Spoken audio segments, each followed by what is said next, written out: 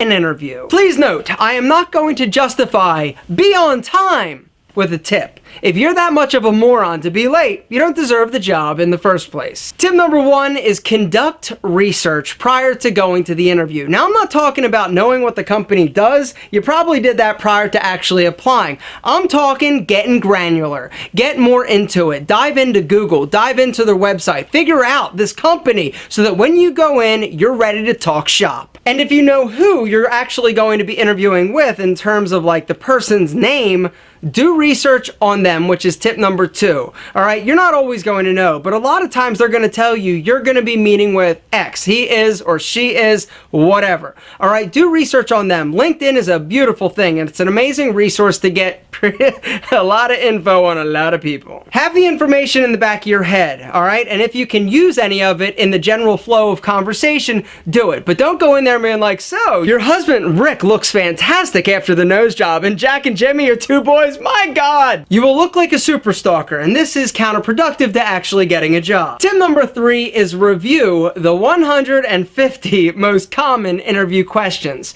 There is a list out there of questions that get asked pretty much in every interview, and they've compiled this list. It's listed and linked in the description if you want to check it out. Go through it. Think about your answer. All right, you don't need to memorize the questions, but it's a good idea to have an idea of what they're going to ask and how you're going to respond. Because if they shock you with, why are you looking for a new job? And you are dumbfounded like, that whole sexual harassment thing kind of killed. No. Ooh, I feel the butterflies. They're coming because you're getting close. The day has arrived. It's time to go to the interview. All right, tip number 4 is all about making friends. When you walk into the establishment, I need you to be super charming to everybody. The receptionist, anybody who's walking through that office, even other people, if they're there actually for the same job you are. You're talking, you're engaging, you're asking questions, you're smiling, you're being friendly. Because you never know who you're talking to, and you never know if the receptionist has the ear of the person that's actually hiring you. All right, so you're in the room and the interview is underway. You need to make sure that you remember tip number 5, which is keep your answers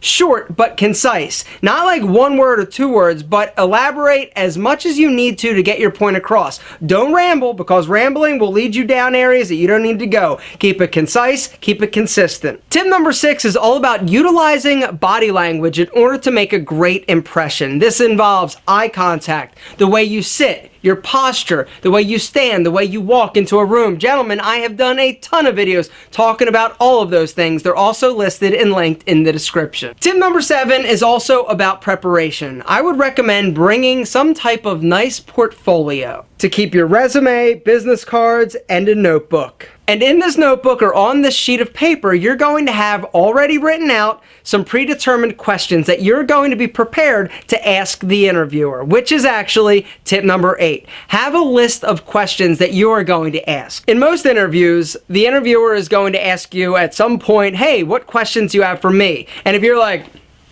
none.